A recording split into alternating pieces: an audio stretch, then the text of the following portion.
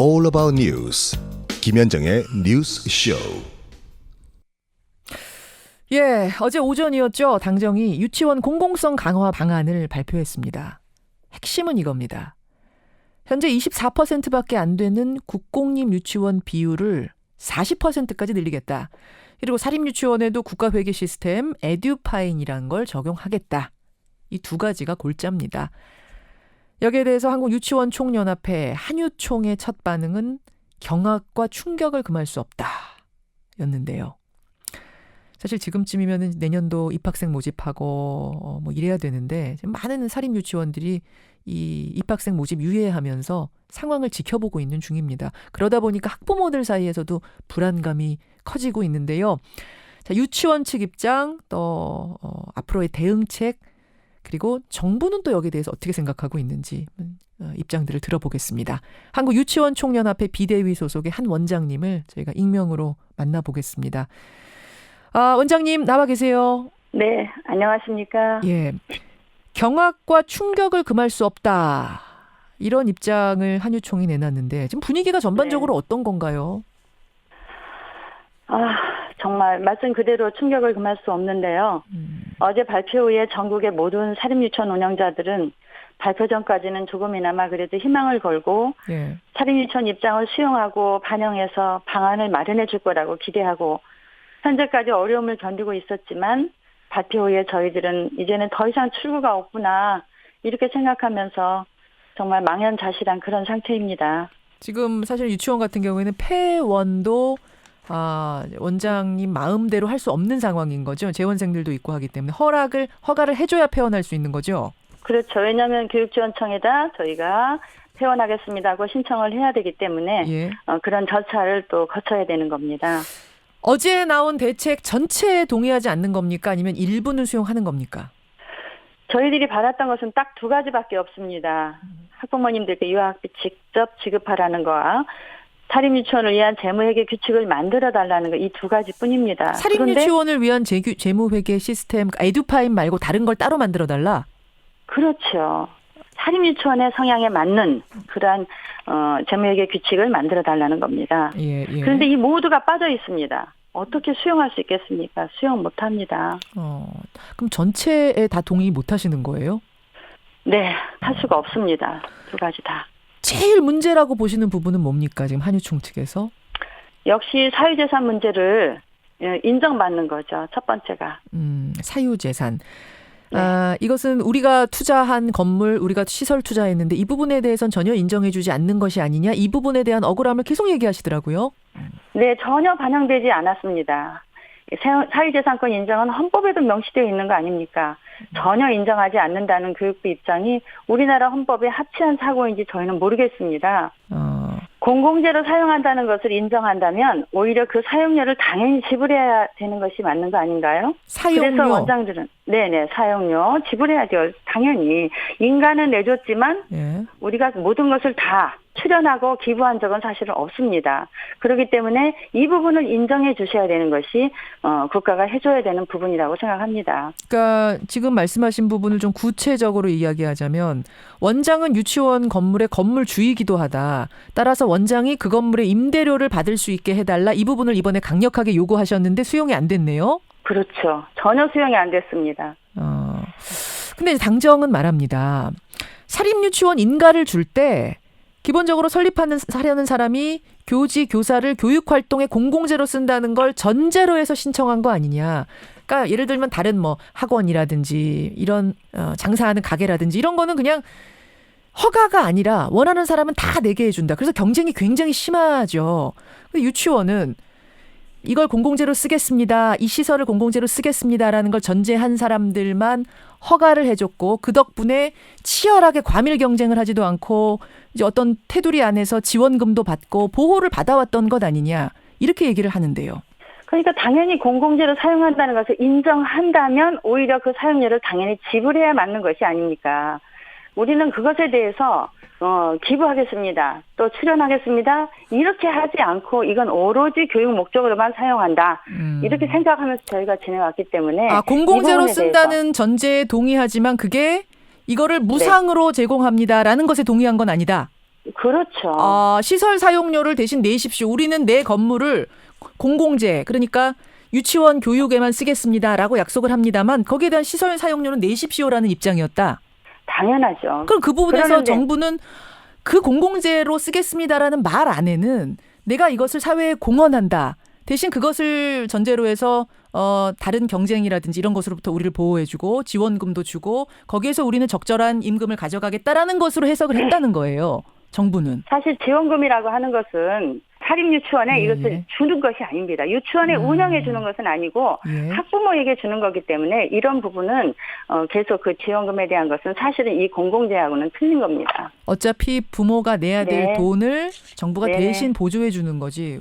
이것이 네. 유치원에 대한 직접적인 더 주는 것은 아니다 이런 말씀이신 거죠. 그렇죠. 알겠습니다. 자, 이제 그 부분이 가장 문제다라는 말씀이시고 네. 지금 사립유치원이 전체 유치원의 76% 차지하고 있는데 네. 그러니까 그 얘기를 거꾸로 하면 국립유치원이 24%란 얘기인데 이 비율을 40%까지 늘리겠다고 합니다. 여기에 대해서는 어떻게 생각하세요? 저희는 40%로 늘리는 것에 대해 특별한 입장은 없습니다. 다만 사립유치원이 국공립 유치원들과 공정하게 경쟁할 수 있도록 과도한 규제를 하지 말아달라는 말씀을 드리고 싶습니다. 40%는 좋아도 규제는 하지 말아달라? 그렇죠. 다양하고 수준 높고 질 좋은 교육으로 정말 치열하게 경쟁해서 학부모님들께 선택받는 것이 저희의 큰 바람이거든요. 그러면 무슨 예를 들어서 지금 뭐 영어 방과 후 하지 말라고 했다가 다시 허용은 되긴 됐죠. 네네. 근데 이런 것도 좀 자유롭게 할 수 있도록 해달라. 뭐 교육 어떤 교육은 되고 어떤 교육은 안 되고 이런 지침으로부터도 좀 자유롭게 해달라 이런 말씀이세요. 그렇죠. 그 에듀파인 적용 문제에 대해서도 심각하게 생각한다고 하셨는데, 근데 이미 국공립 유치원이나 초중고등학교는 다 쓰고 있고. 또 이쪽 사립 유치원에서도 아예 회계 시스템을 안 쓰겠다는 건 아니니까 투명하게 안 하겠다는 건 아니니까 에듀파인을 받아들이실 법도 한데 왜 에듀파인은 안 되는 걸까요? 예를 들면 이게 좀 그냥 들어가지고는 조금 헷갈려요. 그러니까 예를 들면 어떤 식의 충돌이 일어날 수 있을까요? 네, 우리에게 맞는 옷을 입혀주신다면 얼마든지 수용할 수 있습니다. 에듀파이는 사실 공공기관 재무회계 시스템입니다. 이거 당연히 사립유치원하고는 차이가 큽니다. 사립유치원은 단일회계로 운영되고 있고 공적 재정 지원과 사회재산으로 재원이 양분되어 있습니다. 100% 공적 재정 지원으로 설립하고 운영되고 있는 공공기관의 회계에 맞추기 너무 어렵다는 거죠. 알겠습니다. 앞으로 어떻게 대응할 생각이세요? 앞으로는 사립유치원 사실 본인들이 교지와 교사를 설립했습니다. 그리고 운영에 대해서는 무한한 책임을 지게 되는데 향후 대응에 대한 설립자 원장들의 개인 판단에 물론 맡겨진 것이기에 저희는 향후 대응에 대해서는 특별히 따로 뭐라고 입장을 말할 수는 없습니다. 다들 원장님들이 각자 개개인이 정말로 이제는 정말 할 수가 없어. 이제는 정말 그동안 우리가 아끼고 사랑해왔던 유치원 운영을 할 수가 없어. 이런 마음으로 전부 가면서 자기들이 그 마음을 포기하면서 이렇게 가는 경우는 있어도 저희가 함께 무엇을 해보자. 이런 내용까지는 아직 가지 않았습니다. 아직까지는. 이게 어떤 지금 정부에서는 이 어제 내놓는 대책을 수정할 계획은 전혀 없어 보입니다. 이것도 좀 부족하다라는 이런 얘기가 오히려 여당에서 나오고 있는 상황이어서 말이죠. 이대로 간다면 그러면 어떤 장외투쟁이라든지 이런 쪽으로 갈 가능성도 있어 보여요, 분위기가? 그런 가능성보다는 우리를 충분히 이해시키고 그다음에 국가에서 정말 사립유치원을 인정해주고 우리가 원하는 부분을 좀 맞춰주시는 방법으로 가는 것이 지금은 사립유치원과 국가가 함께 가는 그런 마음이라고 생각합니다. 예. 여기까지 말씀 듣겠습니다. 고맙습니다. 네, 감사합니다. 예, 한국유치원 총연합회 입장 익명으로 만났습니다. 예, 이분이 이제 익명으로 나서신 이유는 실명으로 나서시겠다는 분들은 한 분도 안 계셨어요. 이게 지금 워낙 여론이 격앙돼 있어서 좀 상황들이 다 난처하다 이렇게 말씀하시더라고요. 한 분의 이야기를 들었고 이어서 더불어민주당 박용진 의원 연결을 해보겠습니다. 박 의원은 이미 수요일 뉴스닥에서도 이 이야기를 하긴 했습니다만 워낙 이 부분에 정통한 의원이기 때문에 다른 분을 연결하는 것보다 다시 한번 박용진 의원 답변을 듣는 게 좋을 것 같아서요. 만나보죠. 박용진 의원님 나와 계세요. 예, 안녕하세요. 박용진입니다. 예, 이 당정 유치원 대책 만드는데 박 의원님도 참여를 하신 거죠? 예, 의견 전달도 했고요. 보고도 받은 바 있습니다. 100% 만족스러운 건 아니다 그러셨네요? 예, 두 가지 의미인데요. 일단 만시지탄 이렇게 늦게 이렇게 이 지경이 될 때까지 아무 대책도 못 세우고 있다가 이제서 하는구나 이런 의미고요. 예. 또 하나는 이제 어제 발표한 것들 가만 들여다보시면 새로운 그 어떤 예산이 더 투입된다거나 아니면 법이 개정되어야만 한다거나 이런 거는 한 20-30%밖에 안 되고요. 나머지 70-80%의 대책은 우리 교육당국이 할 수 있었던 일이고 다시 말해서 하지 않았던 일이에요. 자기 일인데 안 하고 있었던 거죠. 그래서 그런 면에서 어제 그 같은 자리에 앉아있는 대표진이 좀 이렇게 굳어 있었거든요. 아무 말도 안 하고 있었고. 예. 그런 의미에서 저는 계속해서 정부 당국, 교육 당국 이렇게 좀 다그쳐가는 입장을 계속 취해야 되겠구나 이런 생각을 하고 있습니다. 자, 지금 사립유치원들 반응 들으셨겠지만 경악과 충격이다. 국가가 사립유치원을 버렸다. 지금 이렇게까지 얘기하고 있는데 어떻게 생각하세요? 경악과 충격은 우리 국민들이 받으셨죠. 그 아이들을 위해서 연 2조가 넘는 혈세를 지원하고 있었는데 그 돈이 정말 주먹구구식으로 원장님들 쌈짓돈으로 쓰이고 있었구나를 알게 된 국민들. 교육당국은 이미 다 알고 있었지만 5년, 6년간 쉬쉬하고 숨겨놓고 있어서 몰랐던 일들. 이제서 알게 돼서 국민들이 경악과 충격 중이시고요. 제가 더 놀란 건 이 상황에 와서도 예. 반성하거나 아니면 이를 바로잡기 위해서 자정 노력을 하겠다거나 이런 말씀을 하시는 게 아니라 아이들을 생각해야지 자기 주머니를 먼저 생각하시네요. 자, 진짜 충격인데요. 조금 들어가 보겠습니다. 이분들이 얘기하는 가장 우리가 받아들일 수 없다라고 하는 부분, 이거는 사유재산이다라는 주장이에요. 그러니까 뭐냐면 우리가 우리의 시설, 우리의 땅, 뭐 이런 것들을 우리의 사유재산을 공공재로 쓰십시오라고 얘기할 때는 그 사유재산을 사용했을 때에 대한 사용료, 대가를 달라는 게 전제되어 있었다. 근데 지금 정부에서는 그 부분을 전혀 인정하지 않는다. 이거거든요. 어떻게 생각하세요? 일단 첫 번째로는요. 회계하자니까 내 주머니 불려달라는 요구로 이걸 맞바꾸자고 하시는데 이걸 일단 결이 다른 얘기고요. 어허. 용납할 수가 없어요. 그러니까 무슨 말씀이냐면 아이들 위해서 쓰라고 국고지원 연 2조를 넘게 하고 있는데 그 돈이 잘 쓰이는지 보겠다는 거 아닙니까? 예. 그러니까 늘 제가 말씀드립니다만 소득이 있으면 세금 내고 세금 쓰였으면 감사받아야 되는 게 대한민국의 상식이에요. 근데 이 상식을 거부하시겠다고 하는 건데 그 거부를 하시는 이유를 내 주머니를 좀 불려야 되겠다라고 하는 이야기를 하시는 거거든요. 자, 그럼 일단 격이 안 맞는 얘기라고 하는 측면에서 자기 주머니 불리기 위한 사유재산 인정 그 주장 그 예. 부분은 따로 떼고 투명회계를 먼저 받아들이고 이거를 정상화하는 것으로 이거는 받아들이셔야죠. 왜 이거하고 이걸 연계를 해요? 요거는 제가 용납이 안 되는 말씀이고 두 번째 예. 사유재산이니까 거기에 대한 사용료 내놔라. 임대료를 달라, 책정해 달라. 이번 그러니까 회계 시스템 안에. 이분들이 이제 얘기하는 게 뭐냐면 공적 사용료라고 얘기를 하세요. 예, 그러니까 예. 우리의 사유재산인데 그 국가가 의무교육이라고 하면서 진행하고 있는데 우리가 그걸 대신해주고 있지 않니? 그러니까 거기에 맞게 임대료 사용료를 내 이렇게 얘기하시는 건데요. 예. 자, 이덕선 비대위원장 표현대로 하면 이거 개인 사업 아닙니까? 장사 아니에요. 자기들 개인 사업과 돈벌이를 위해서 이렇게 하신다는 거 아니에요. 예. 그럼 돈벌이의 기본 전제가 뭐냐면 과일 장사는 과일 가게를 내든지 아니면 과일 과일 행상을 하는 분은 그 행상 수레를 자기가 돈을 가지고 와서 하는 거예요. 자기가 자기 것을. 예. 자기 장사를 하면서요. 개인 사업이고 그러니까 국가는 투명해지고 뭐고 우리한테 요구하지 말아달라는 얘기 아니었어요?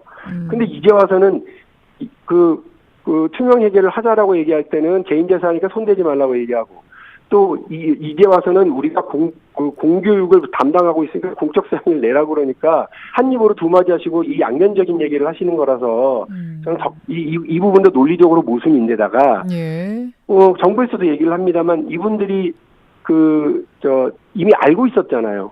본인이 건물과 땅을 가지고 들어와서 해야만 이 유치원 사업을 하는 것에 대한 인가가 되거든요. 그 과정에서 네. 그러니까 예를 들어서 이제 어떤 유치원을 짓는다 하면은 뭐 서울 같은 경우에 많게는 100억도 들어간다 그래요.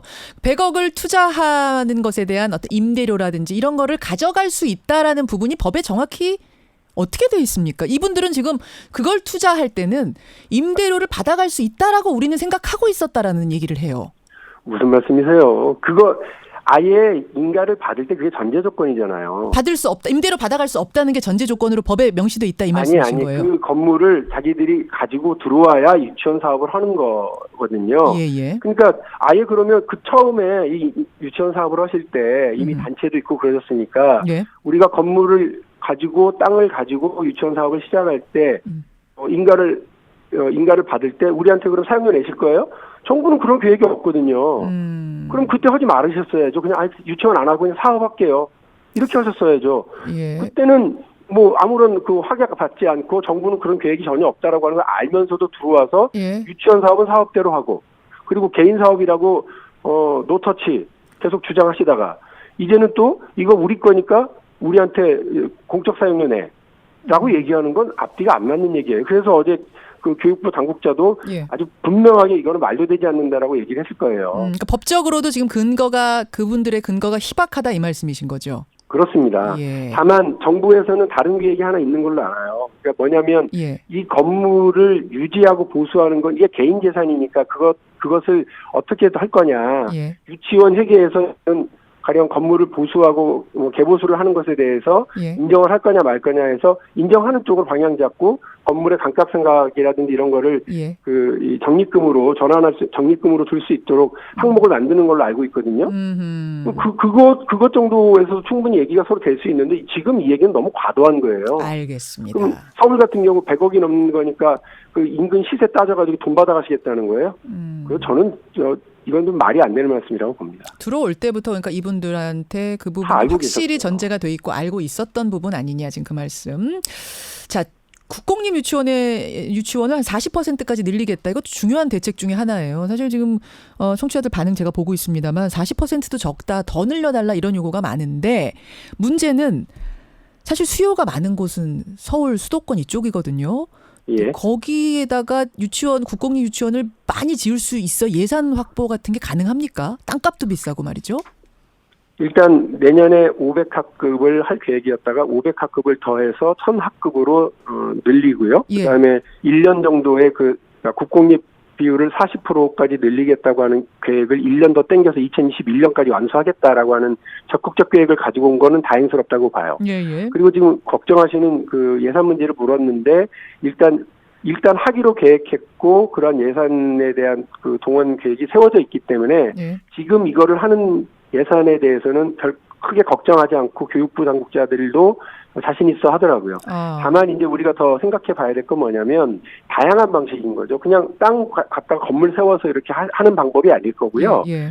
그러니까 일단 뭐 매입형, 폐원하겠다고 하시는 분도 계시니까 그거를 서울시 같은 경우는 이미 한번 그런 적이 있거든요. 폐원한 유치원을 매입해서 매입형 그 공립 유치원으로 이제 전환한 경우가 있습니다. 경기도랑 인천도 제가 물어보니까 예. 적극적으로 그 일을 같이 하겠다고 국정감사 자리에서 얘기를 했으니까요. 예. 그거는 이제 제가 그렇게 할 거라고 믿습니다. 또 하나는 병설 유치원이죠. 다들 아십니다만 초등학교 빈 공간과 교실을 활용해서 병설 유치원을 이제 더 많이 증설하는 방향입니다. 예. 그리고 저희 이제 그 당에서도 이제 그 TF를 구성해서 유아교육 전체 TF를 구성해서 예.